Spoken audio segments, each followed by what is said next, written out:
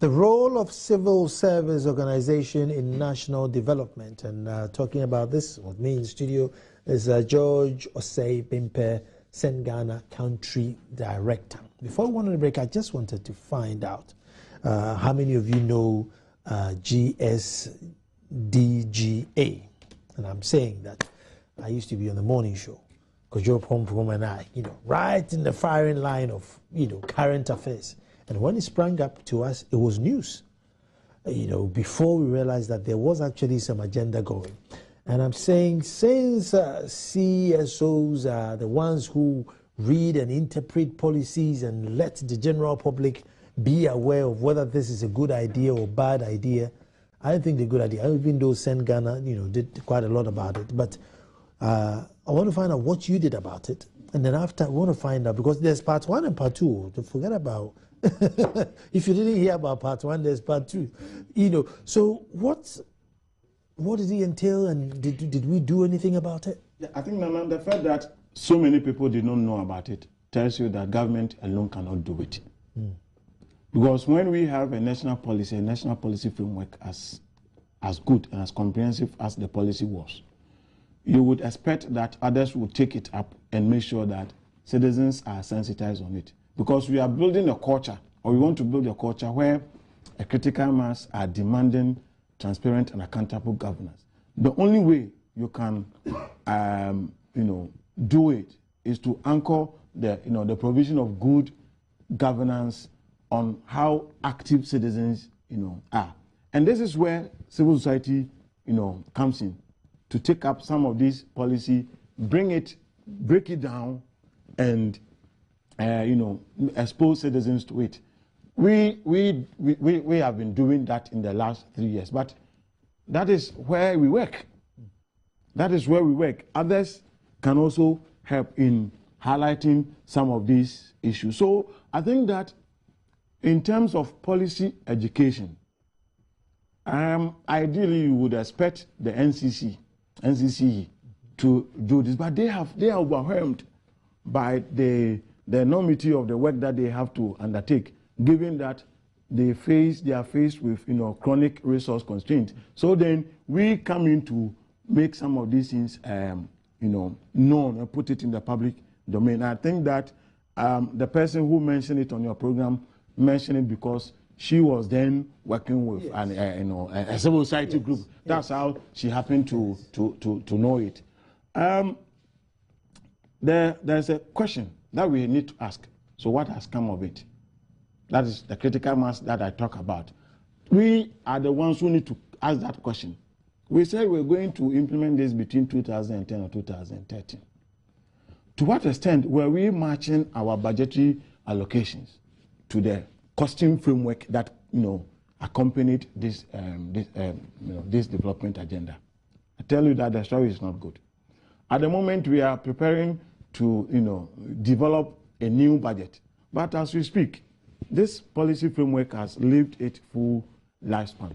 So there ought to be one in place, but there is still consultation ongoing to finalize a new one. So within this short time, the question is, what is happening in this country?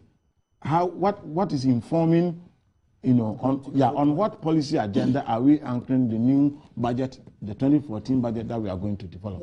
That's a very serious question. Yeah, and I think that I don't have the answer. I'm raising that, and that's the work of civil society. We raise this and point to government what we are neglecting. So then we have to go back and do the right thing. Because then it seems that there's a major disconnect between how we are spending resources and how we are planning. If you waste a lot of time, waste technocrats' time to plan, do sort of consultation, some of us were consulted, and then at the end of the day, technocrats do not see that you are linking the development agenda with budget, and that whatever decision, investment decision you are making is informed by a consultative process where citizens have made an input. Then it means that you don't take some of these things serious. So whoever is listening, whoever is watching us, has to take some of these issues serious. And today, if we find ourselves in a mess, it is because we haven't exercised some of this fundamental discipline. Is there any way, this document or this policy would be ready before the budget is submitted? I don't really know. I don't work at the NDPC, but I doubt, because already, if you look at the budget cycle, we are at the point where, you know, ministries have been giving ceilings and they have started putting things together. So where are we getting the inspiration from? Everyone is now going to think, well, I think this is good, so give me money. I think this is good, give me money. So we are all not going to have a consensus to say, look. That is my fear. That is my fear, because it is not ready. Parliament has not approved it. Probably it hasn't even gone to cabinet. It's still with the NDPs. I may be wrong, I stand corrected on that, but so long as I'm concerned, from information that we have picked from the grapevine, that document is not ready. We recently were consulted about it. It looks like a fantastic document. If we can exercise the discipline and match our investment, the budget, with such a document, we can be sure of getting somewhere in the next 2 years before we develop another one. But if we cannot do that and we are going to go back and we do things on ad hoc basis. Let's go back. We are going to GSGDA 2 now. Yeah. So what did we do in the one that we're going to 2? Nana, for example, we said we're going to modernize agriculture. A fantastic and a laudable idea. But to what extent in the last 3 years have we modernized agriculture? What has been the correlation between monies that we have put into the agriculture sector and the output that has come out of it? Per some analysis, we said that if we succeeded in putting at least 10% of national budget into agriculture, you would expect 6% growth rate. This, in 2011 we're doing 2012 we're doing 11.7% of total national budget into agric, but then we're scoring 0.8 or 1.2 thereabout. Last year I think it went up to about 3.4 or so. But the question is, if you are putting so much money into the agricultural sector, why is it that the projected 6% growth rate is not being achieved? The fundamental is that the investment decision is wrong. Why? I think it is very fantastic. The president has said, for example, we try to reduce rice import. At the moment, farmers in the north are crying because this year the rain did not come early, or it is not coming in the quantity that will allow us to meet even the 30% target that we have set for ourselves. So it is very likely that next year we are going to go back to import rice. This is not, it doesn't require rocket science for us to invest in simple technology that will give access to small scale irrigation schemes, not big ones. So that if we can put our monies there to, one, make sure that we take people out of poverty and that we reduce rice import, this will be very good for us. So this is what some of us have been saying since 2009. And it comes back to the point, if we can create that space where we listen and talk, so then we say, we move away from this is what we want to do to this is what the people want us to do. Now, maybe when we meet, we'll be talking about how we can consolidate the gains, not to be describing the problems as we are used to do in this country. Overspending in various governments. Now, that's one area which is dire. The last one was, 8.7 billion. And it ties up to this budget that you're talking about. So we have GSGDA 1, which we did not seem to follow religiously. And so then one would ask, so how did we spend the money and not on what it was projected for? And what would civil society organizations do? You see, but I think, are we breaking the conversation down so like an average JSS 2 student would understand that, something is not right here, or, are we breaking, or are we keeping the language too intellectual that, majority of people are missing it? Yeah, I think that when we don't focus, because our problems are just too many, but then you don't want to approach it by solving, every bit, solving it in bits and pieces, or you want to tackle that, you want to tackle that, you want to tackle that. You made mention of Operation Feed Yourself. This is a policy that was anchored on agriculture productivity. So then, at least, even if you were poor, you had access to basic, nutritional, requirement. From where you would then accumulate capital by selling, then you link it to, agro industries and so on and so forth. So I think that in carving out some of these things, what we haven't done is to be strategic in focusing on certain strategic areas. This one was quite okay because we picked about 4 key areas. I think agriculture, governance, a few, I've forgotten about them, a few. But how do I help, play my part as a citizen for its success? I think that the first point is what the point you made, that we need to understand it. When you as a citizen understand that this is what my government has committed itself to deliver in the next 3 years, then we begin to benchmark. And then say, for example, in the first year, you said in agric you are going to do A, B, C, D. Has that been done? You said you will put so much investment into agriculture. How are you doing it? And the money that you are putting into agriculture, is it bringing us the returns? That these are some of the questions that citizens can ask. And you don't have to ask it at the national level, at the district level, for example. These questions can be asked. Because it is very ironical to see a district that is largely in a rural area where everybody is almost doing farming. Then you analyze the district budget, then you see that the only line that goes into agriculture is Farmers' Day. Something that is going to support Farmers' Day. So you see that even at that level, there is a major disconnect between what the national policy is and what the district assembly should do to connect the grassroots intervention to that. And civil society are the ones who can really raise some of these issues. And if we can create that space so that when they raise it, we don't defend, government doesn't become defensive, civil society also doesn't, posture itself as know it all, if you want to put it that way. And that we create that atmosphere for us to talk. So let me go back. You see, during Operation Feed Yourself, we had a small backyard, so I planted corn, probably maybe 20, 30 pieces of corn. Even though on the larger scale there were irrigation and places were being irrigated, and those of you living in Spintex, that was a designated vegetable farm. Yeah. So everyone bought into the idea and then played their little quota towards it. Mm-hmm. So what I'm saying is, with this document, what am I supposed to do to help it? What role do I play? Yeah, I think that the role, and I think I'm going to visit it again, is how do we hold government at all levels? And how do I even help?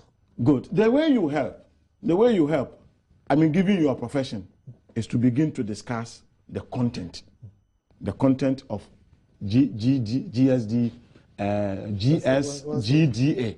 Once it comes up, and I think that some of us will be around. You can get NDPC for us to begin to educate. We don't need to repeat the mistakes of the past. If we didn't know, now we know that something is coming up. Hopefully by the end of the year, something will come up. So then we begin to take them one by one in terms of governance.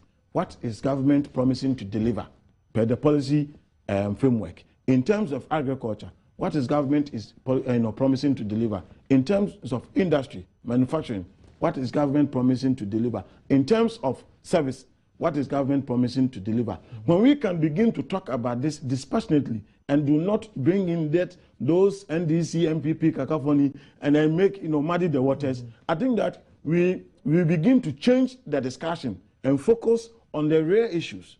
That is one level. When people know this and we are asking, we are benchmarking, then we are asking it, because it doesn't have to happen one day. We have to visit it every now and then, stock taking. And so then people can come and answer to us as the citizens, because nobody is telling us what has happened to the first phase of it. So when there's that lack of culture of accountability and things are allowed to move on like that, then you see that people, they know that nobody will ask them questions. So let us begin to ask the questions. What happened to the one? And what is the assurance that this time around we are going to get the two? That is the role that we as civil society, we can play. The other one is that when we have a costing framework, how do we ensure that this time around, government doesn't draw budget out of a blue and out of something that is only informed by a party manifesto, but then something that is, fundamentally informed by what we all have agreed on through a consultative process as a national development agenda. So then we match our costing framework and our budgeting to what the policy objectives are. So then we are able to say that actually, even if we didn't have money, at least on our grade, we have succeeded in making sure that we have matched the investment with it. So then that is where we can make some progress. So then the next phase, we don't have to go there. We don't have to go into agric again. We target on something else just to complement that. For example, agro-processing. So then you create that linkage, the value chain. Yeah. So then when you ask the youth to go into agriculture, they will not rush into agriculture only for them to be asking you to show them where to sell their produce.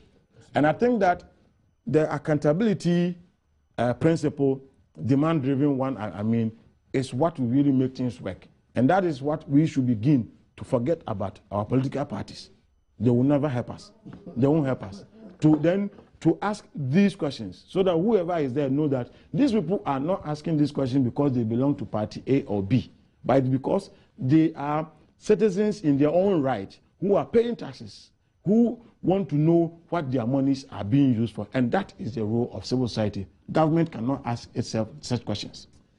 No nation has ever been built by politicians. Take it by me. You can do all your research. There's not one single nation that was built by politicians. Or every given time, civil society getting up and demanding what is right. But I know Send Ghana has a JIDA-like project. So I want to find out how come theirs work and ours failed. Stay tuned.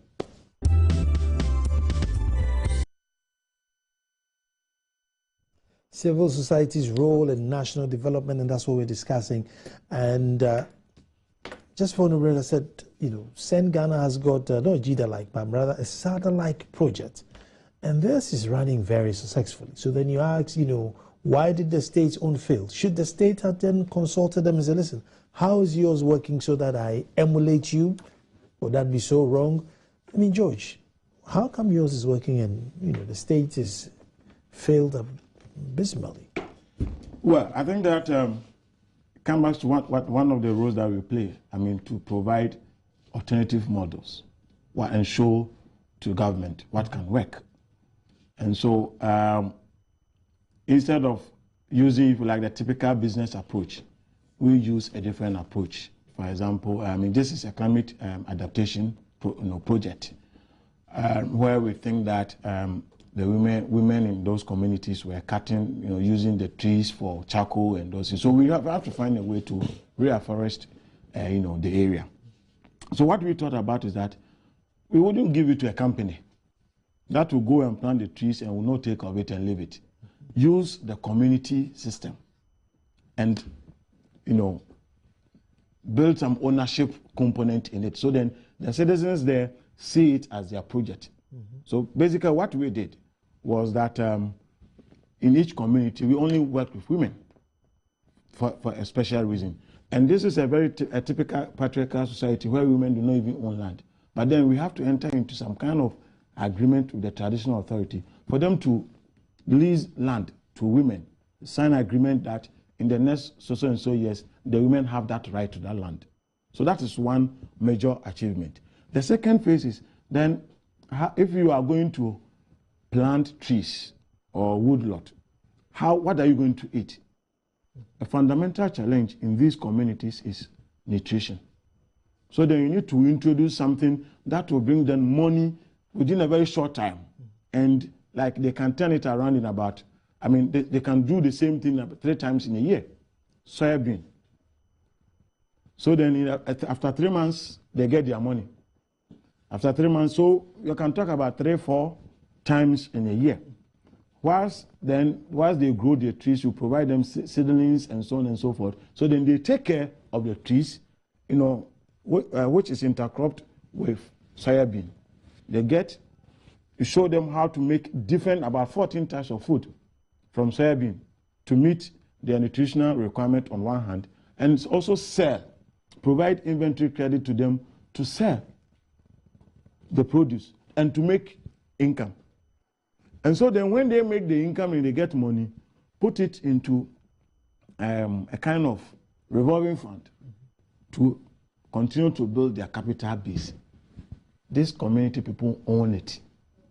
It is not a company that will go and plant it and we have to hire someone else to go and do auditing to know whether the trees were planted or not. This is a very simple way of getting the citizens to own the system, spending less. I'm talking to you, we spent about 200,000 to do this. You don't have to spend millions to do this kind of project. So, but it is not too late. We are ready to, for example, to show the model and see how we can contextualize it within the framework of SADA. So, for example, if we are going to make that kind of investment again, this time around, we get it right in getting the place afforested and at the same time getting, livelihood alternatives for the people who would then take care and own it. It's not like they are there and somebody comes to the community, they don't know that person, the person comes to plant trees, leaves it, and they also leave it to, to die. And I think that we as civil society group can always talk to government to say that we have certain models that can work. Let us put that into practice. And it comes back to how, to what extent technocrats are ready to take up some of these things, so long as they can be, they are sure of themselves that they want to make sure that we get value for money in terms of the investment decisions that we take in this country. There are such a number of, there are so many of such examples around. Let us continue to open the space to talk about this. It's not about what we think will work. It is what will work for us to get value for money. So then we don't have to put money down the drain. With facts. Yeah. What are we doing? Yesterday we discussed this, and I'm sure it has to be discussed with the examination results, WASI results coming up. What's CSOs doing to help us? What can we do? What are the alternatives, or what do we do? It's not acceptable. I think that the way the discussion is going is not healthy. Yeah, I prefer that when these things happen, we don't look it at, the figures that are coming out or the kind of interpretation we are putting on it is not healthy. Mm-hmm. If we think that there's a problem with our education system, let us address it. And Nana, a good point has been made by the minister, for example, on the use of local language. Nana, we are a people who are getting lost, and who are getting lost to nowhere. If we were getting lost to a global marketplace where we can compete, that would have been a good case, because then we also bring in something. But now you meet people in this country who cannot speak their language. And the English language that they claim to be speaking is also not the English language that we know to be of the Queen language.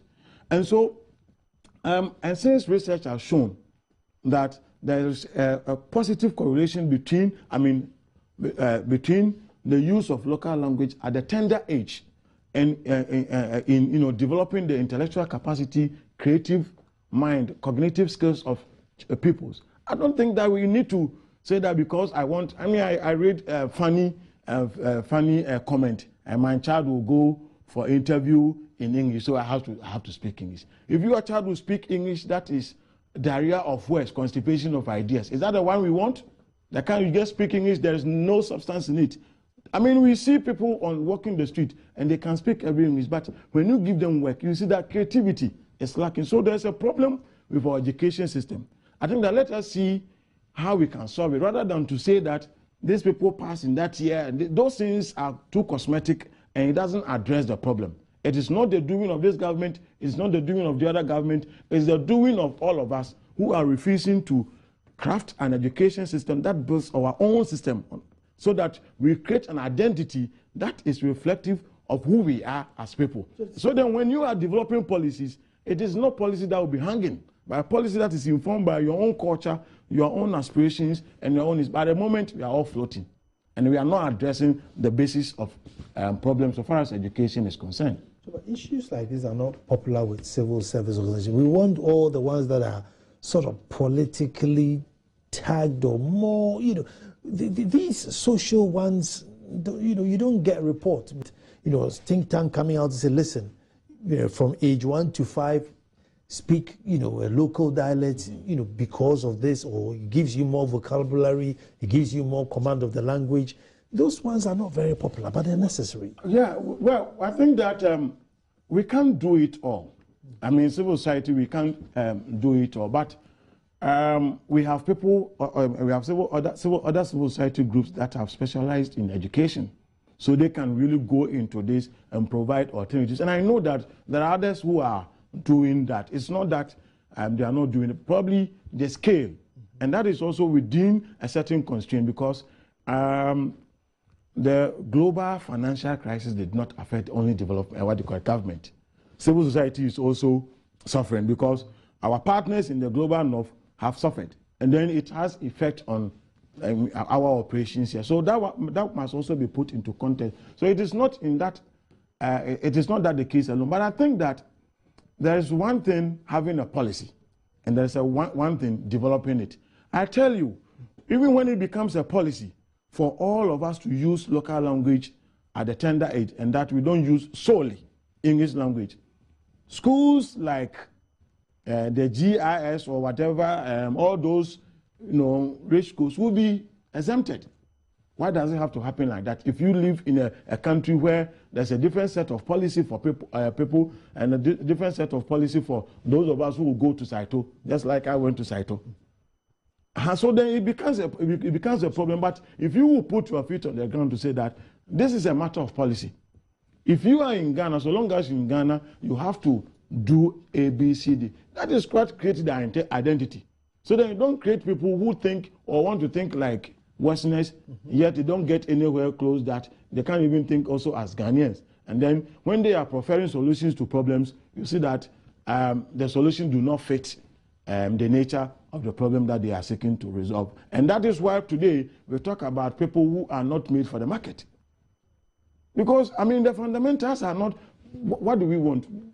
If we really want to put emphasis on technical education, to what extent have we invested in technical education?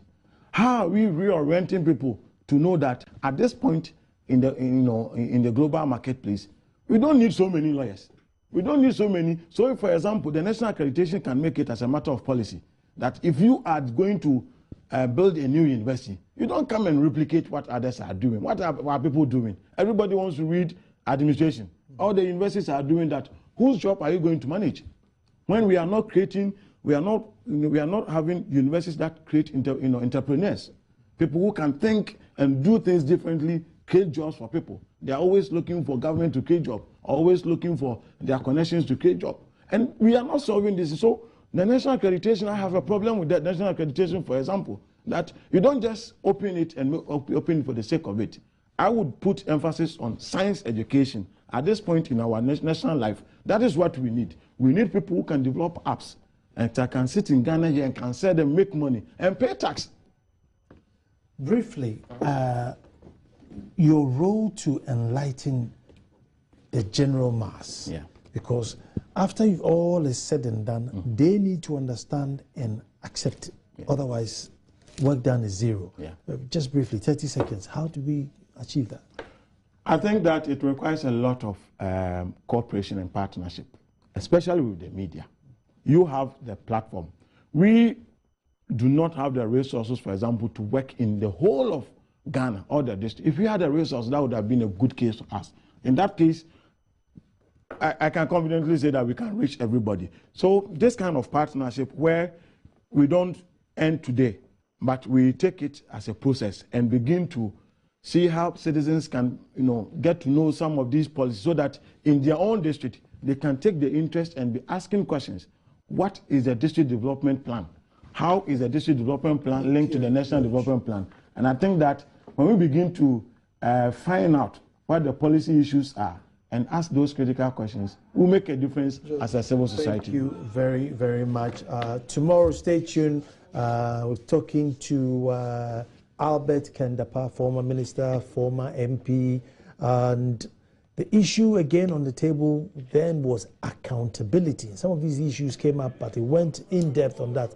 Very exciting. And on Thursday, even though I'm announcing it early, I am asking what seed are we sowing today and what do we hope to reap in future. So don't miss, that's my opinion on Thursday. But thank you very much for watching, and tomorrow we're back to do it all over again. George, thank you very much too. Thank you very much.